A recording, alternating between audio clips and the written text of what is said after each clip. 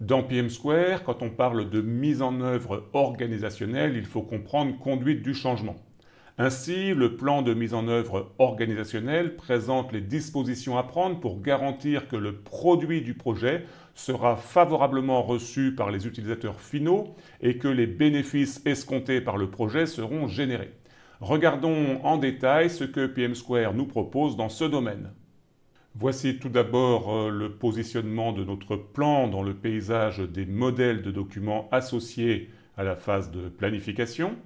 Alors quels sont les objectifs visés par ce plan de mise en œuvre organisationnelle?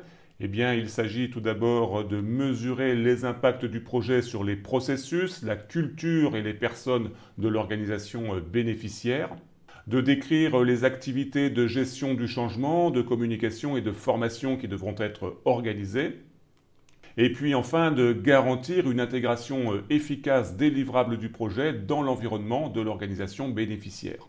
Donc c'est l'ensemble de ces éléments qui vont être décrits dans notre plan de mise en œuvre organisationnelle. Donc on va décrire la conduite du changement.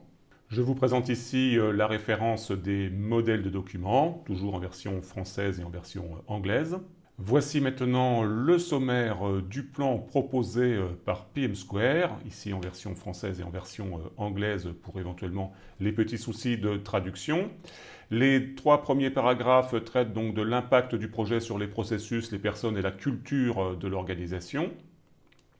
Le paragraphe 5 s'intéresse à la stratégie et à la démarche et aux activités qui sont mises en œuvre au titre de la conduite du changement, avec une planification, avec des activités de promotion du projet, des activités liées au changement, et puis le suivi de ce que cela a rapporté sur le projet.